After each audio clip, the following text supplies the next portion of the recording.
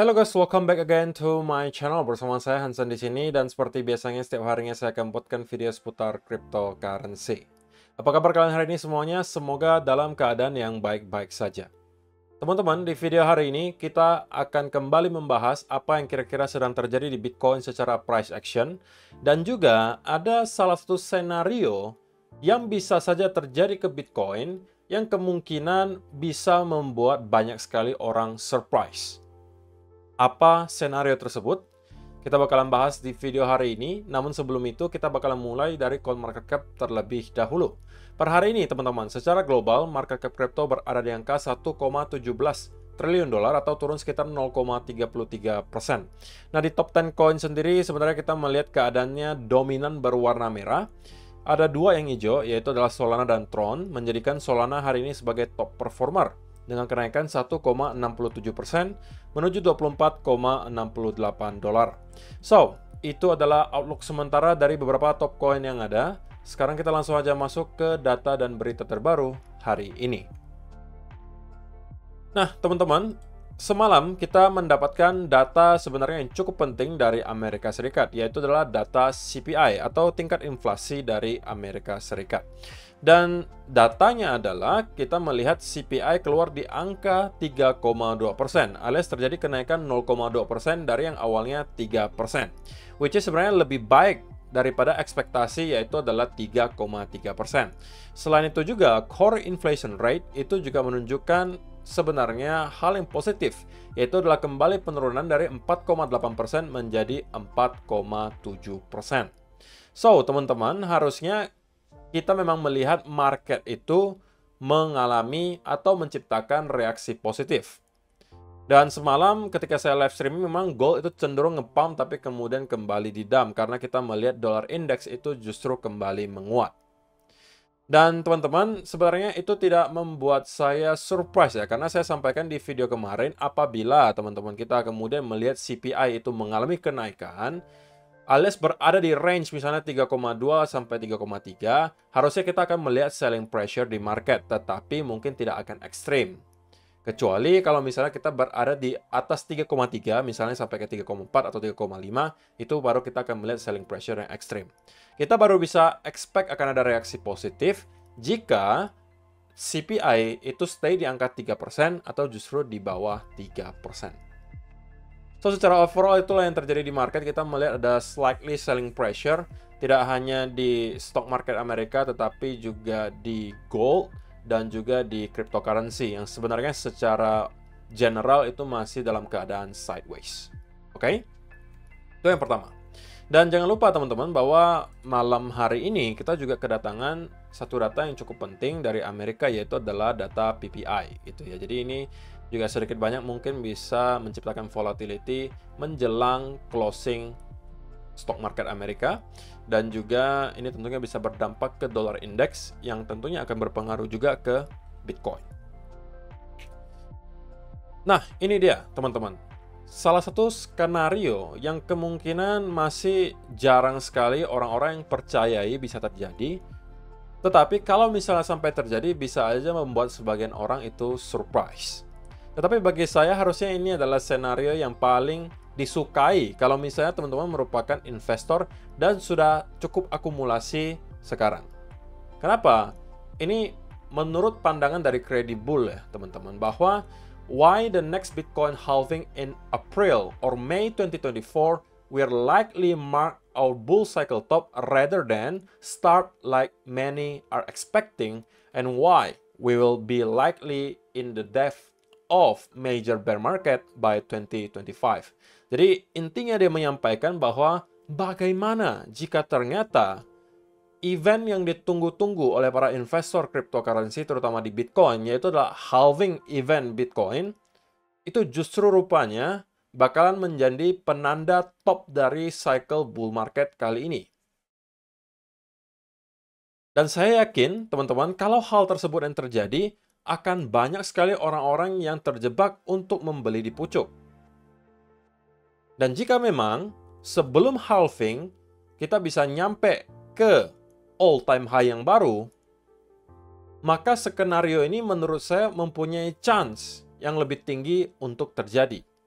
Walaupun mungkin pasti akan banyak sekali yang orang-orang yang kontra terhadap hal ini dan mempunyai alasan bahwa kalau halving itu kan harusnya pasti naik kok, karena kan rewards dari miner itu di-cut menjadi setengah. Ya, saya juga tahu teman-teman, karena memang cycle-cycle sebelumnya itulah yang terjadi. Setiap kali kita melewati halving, itulah saat dimana kita melihat pergerakan yang parabolik. Tapi teman-teman harus ingat satu kalimat atau quotes gitu ya, yang sering banget terjadi di kripto, yaitu adalah biasanya kripto itu bakalan melakukan sesuatu yang justru tidak di-expect oleh banyak orang.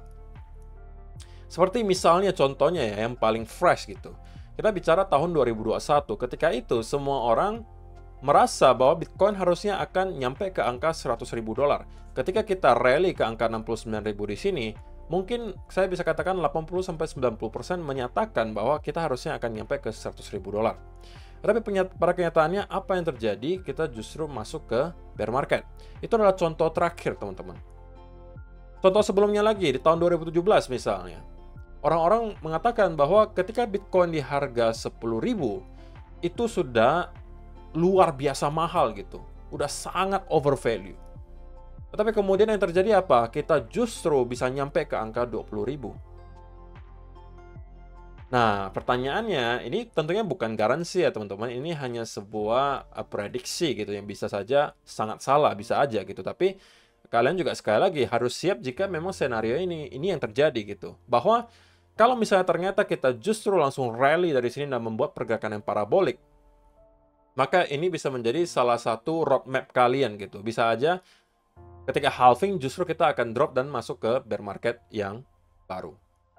Yang benar-benar bear market gitu. Ini menurut versinya Credibull. Dan alasan dia juga dari segi teknis gitu ya. Kalau kita perhatikan, menurut dia, setiap kali kita mendapatkan konsolidasi di sini, biasanya itu bakalan diikuti oleh sebuah fase yang parabolik. Terjadi di sini dan juga di sini. Menurut dia, harusnya kita juga mirip-mirip teman-teman dengan yang kita lihat di tahun 2020.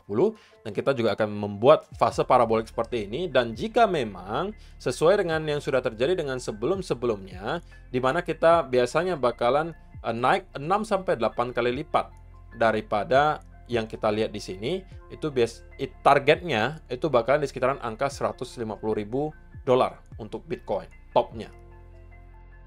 Nah, apakah kalian setuju teman-teman dengan skenario satu ini, bahwa justru halving nanti akan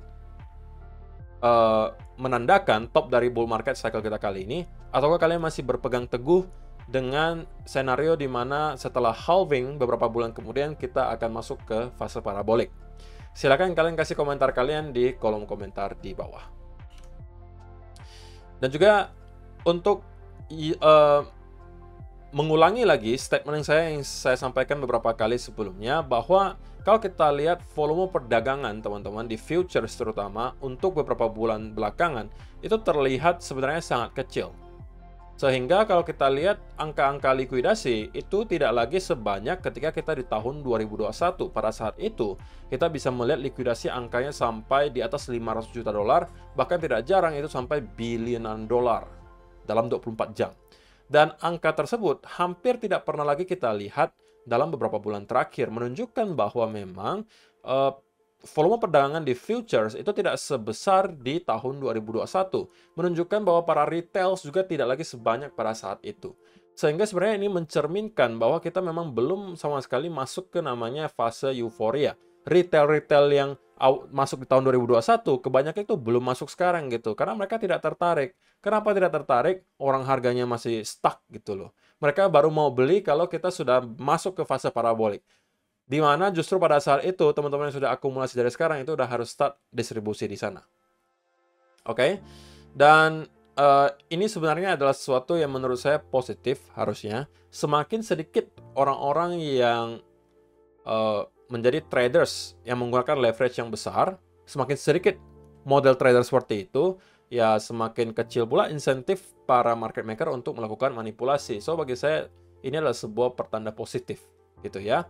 So, sebelum kita masuk ke chart teman-teman, sekali lagi ada satu sponsor yang mau lewat dulu berikut ini. Kalian selalu ragu ketika mau membuka posisi karena trading plan kalian ambigu? kalian sering juga membiarkan emosi kalian mengambil kontrol ketika kalian masuk ke sebuah posisi? Apakah kalian korban dari semua hal yang baru saja saya sebutkan, yang menyebabkan kemudian hasil trading kalian kurang memuaskan?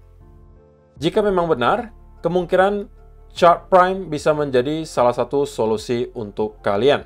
Karena teman-teman, di sini mereka menyediakan jasa indikator yang bisa kalian pakai dan ditenagai oleh algoritma sehingga mereka bisa memberikan beberapa fitur yang akan saya jelaskan di sini. Kalau saya pribadi setelah melakukan beberapa trial dan error, akhirnya saya temukan satu teknik yang saya sukai dan tidak ambigu sama sekali, teman-teman.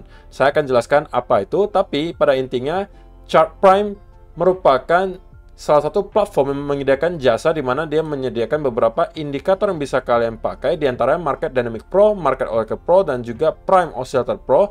Kalau yang kalian lihat di layar ini, dua yang saya pakai, Market Oracle Pro dan juga Prime Oscillator Pro. Dengan settingan, kalau Market Oracle Pro itu adalah saya settingnya untuk sinyal mode-nya itu trend plus reversal. Dan juga di sini saya checklist reversal up dan juga reversal down. Sisanya tidak ada saya ubah settingannya. Tetapi kalau misalnya kalian pengen yang lain, di sini settingannya sangat banyak, jadi kalian bisa lakukan trial dan error sembari mencoba kira-kira setup atau cara trading mana yang paling cocok untuk kalian.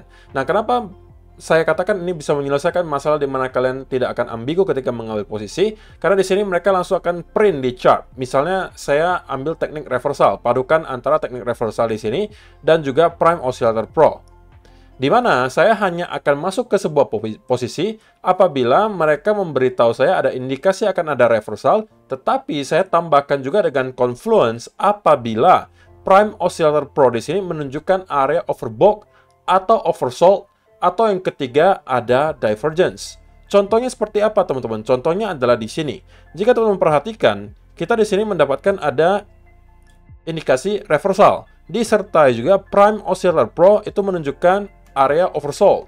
Jadi saya mempunyai dua alasan sekaligus kenapa saya bisa aja melakukan long di sini, dan kalau misalnya kalian masuk di sini hasilnya ternyata adalah profit.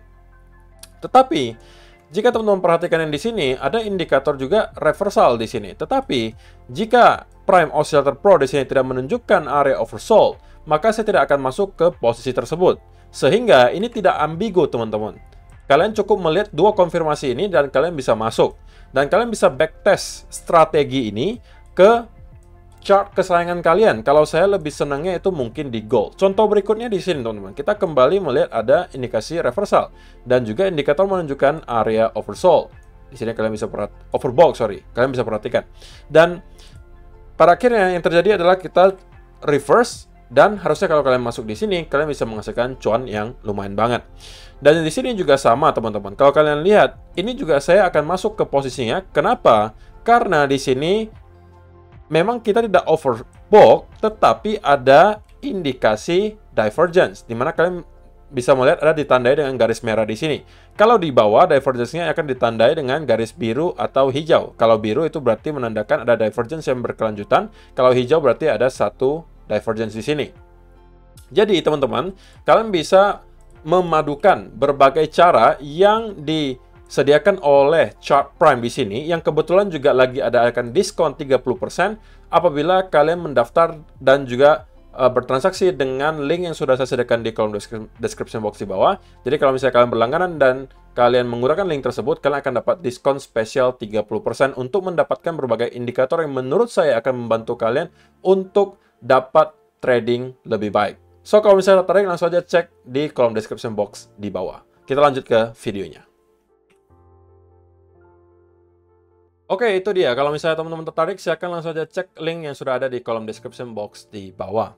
So, kita langsung aja masuk ke chartnya Bitcoin, teman-teman. Dan saya pengen mulai dari daily chart terlebih dahulu. Kita pengen lihat apa yang sedang terjadi di daily.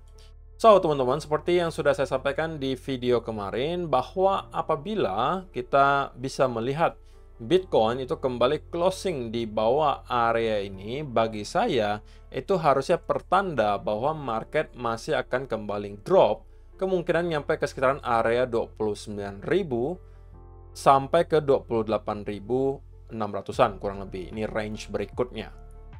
Oke, dan kita zoom in ke time frame yang kecil. Untuk sementara juga kita melihat bahwa ada selling pressure yang lumayan, teman-teman. Kita mendapatkan ada potensial double top di sini. Tetapi untuk sementara kita belum berhasil untuk jebol di bawah neckline-nya. Dan pertanyaan berikutnya, kalau memang Koko merasa bahwa kita akan drop, apakah ada setup, Ko? Saya bisa katakan saya tidak tertarik untuk mencari setup di sini, teman-teman. Walaupun saya mempunyai keyakinan bahwa Bitcoin kemungkinan akan melanjutkan dropnya dari sini, tapi bagi saya tidak worth it untuk dicoba. Kenapa, teman-teman? Sekali lagi, kita melihat Bitcoin itu trading sangat amat sideways tanpa ada volume yang berarti, teman-teman. Saya mau sell di sini pun, bagi saya risk to reward ratio-nya itu tidak terlalu besar. Saya lebih prefer untuk menunggu setup dengan risk to reward ratio yang lebih besar. Contohnya, jika memang Bitcoin pada akhirnya akan kembali ke area trendline di sini, dan kemudian start untuk membentuk reversal pattern, ini adalah saat bagi saya untuk kembali masuk ke market. Atau, kalau misalnya kita kembali rally dari sini dan membuat ada bullish continuation pattern, ini juga akan menjadi peluang bagi saya untuk kembali mencari setup, menargetkan ke sekitaran area 31.000. So, untuk sementara, saya masih berada di kubu yang sama, di mana saya masih fokus sekarang untuk mencari peluang untuk buy. Oke, tapi buy-nya tidak di sembarang tempat, teman-teman. Sekali lagi, kita kemarin sudah mendapatkan dua setup yang sudah profitable. Oke, setup pertama di sini. Kalau teman-teman sudah masuk, setup kedua di sini. Ini adalah potensial scalping, ini bisa untuk day trade. Dua-duanya kita sudah dapatkan profitnya. Nah, untuk sekarang, saya masih merasa tidak perlu lagi untuk masuk ke market, karena bagi saya setup-nya belum rapi gitu. Terlebih lagi, memang sekali lagi saya tidak mencari peluang untuk short, saya lebih fokus untuk mencari peluang untuk long. Jadi teman-teman, kalau kita misalnya bahas untuk short term apa yang bakalan terjadi, maka untuk sementara saya masih merasa Bitcoin akan cenderung sideways di sini. Dan semakin lama sideways yang tercipta di sini, maka itu semakin besar chance-nya bahwa Bitcoin akan kembali melanjutkan penurunannya. Menurut saya minimal akan nyampe ke minimal 29.000. Oke. Atau ke 28.600-an. Ini adalah range berikutnya yang akan dituju oleh Bitcoin.